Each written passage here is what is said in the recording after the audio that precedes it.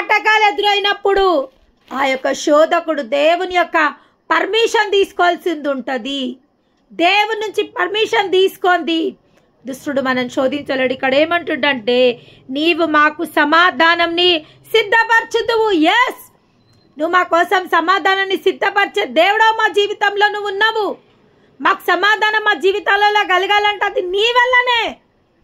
ఎవరి వల్ల కలగాలనో వాళ్ళని శరణి జొచ్చితే అయిపోతుంది కదా. నరుని ఆశ్రయించుట కంటే, రాజులను ఆశ్రయించుట కంటే యెహోవాను ఆశ్రయించుట మేలు, నిజంగా మేలు. ఈరోజు మా జీవితంలో ఒక సంఘటన జరిగింది. ఈరోజు దేవుడు మాతో కూడా మాట్లాడుతుండు. మేము కూడా మాకు వచ్చిన సమస్యను బట్టి దేవాది దేవుని సమక్షంలోకి వెళ్ళి ఆయనతో మాట్లాడాల్సింది పోయి, ఆయనతో మేము ముచ్చటించాల్సింది పోయి మనుషులతో మాట్లాడడానికి ప్రయత్నం చేస్తున్నాం. కానీ మనుషులు మమ్మల్ని ఏం చేస్తుండ్రు? అవాయిడ్ చేస్తుండ్రు. మాకన్నా ఒక పనికిరాని వ్యక్తి మేము మాట్లాడుతుంటే మా మాటలను అవాయిడ్ చేస్తుండు. దేన్ని బట్టి అసలు ఆ మనిషి మాతో 10 సార్లు మాట్లాడాలా.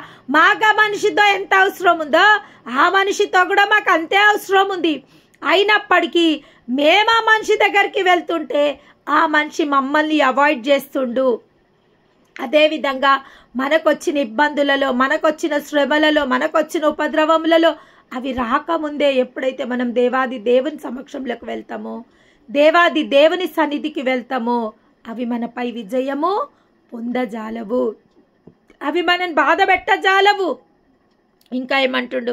నిజంగా నీవు మా పక్షంగా నుండి మా పనులన్నిటినీ సఫలపరచదో. దేవుని నామానికి మహిమ కలుగునుగా.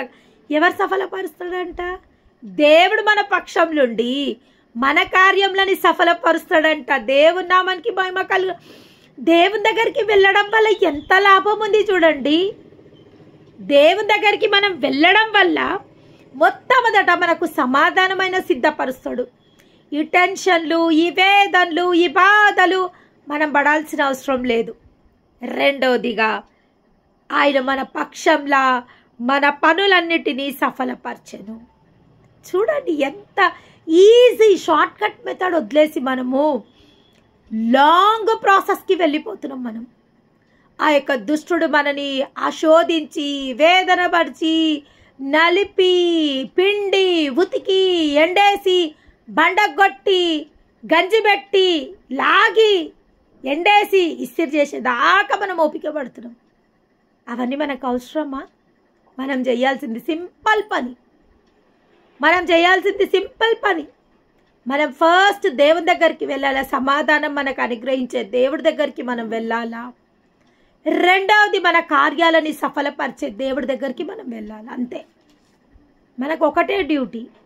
ఏది ఏమైనా మన సమస్యలని మన ప్రభు సన్నిధికి మనం తీసుకెళ్తే తప్పకుండా ఆ సమస్యల నుంచి మనము విజయం పొందుకోబోతాం. దేవుని నామానికి మహిమ పొందుకుంటాం ఖచ్చితంగా. దేవుని నామానికి మహిమ కలుగునుగాక. ఇక్కడ ఏమంటుండో అదే అధ్యాయంలో కింది వచనాలలో ఏమని రాయబడింది? నీవు వెళ్ళి అంతఃపురంలోకి ప్రవేశించుము, నీవు వెళ్ళి నీ తలుపులు వేసుకొనుము, ఉగ్రత తీరిపో వరకు కొంచెం సేపు దాగి ఉండు. మన దేవుడు చూడండి ఎంత ప్రొటెక్టివ్ మన కోసం ఎంత ప్రొటెక్టివ్. నేను నీకు సమాధానం కలగజేసే దేవుడని నేనున్నా, నీ పనులని సఫలపరిచే దేవుడని నేనున్నా. ఒకవేళ నీకు కీడు వాటిల్లినా కానీ నిన్ను భద్రపరుచుకునే దేవుడని నేను నీకున్నా. అంతఃపురంలోకి వెళ్ళి నీ యొక్క తలుపులు వేసుకో, ఉగ్రత తీరు వరకు నువ్వు అక్కడనే దాగి ఉండు. దేవుడు ఎంత సెక్యూరిటీ మనకిస్తుండు చూడండి. మన పనులైన సఫలపరుస్తుండు, మనకు సమాధానం కలగజేస్తుండు. లేదా ఏదైనా ఉపద్రవము, ఉగ్రత, ఏదైనా కీడు మనకు వాటిల్లుతే ఆయన మనని భద్రపరిచి ఆ ఉగ్రత తీరే వరకు ఎక్కడ దాచిపడుతుండంట మనని? ఆయన అంతఃపురంలో, ఆయనుండు స్థలంలో, ఆయన రెక్కల కింద, ఆయన దక్షిణ హస్తం కింద, ఆయన చేతులలో. ఏమంటుండ ఆయన? అంతఃపురంలోకి ప్రవేశించుము, నీవు వెళ్ళి నీ తలుపులు వేసుకొనుము, ఉగ్రత తీరు వరకు కొంచెం సేపు దాగి ఉండుము. ఉగ్రతకు అప్పజెప్పడం దేవుని చిత్తం కాదు.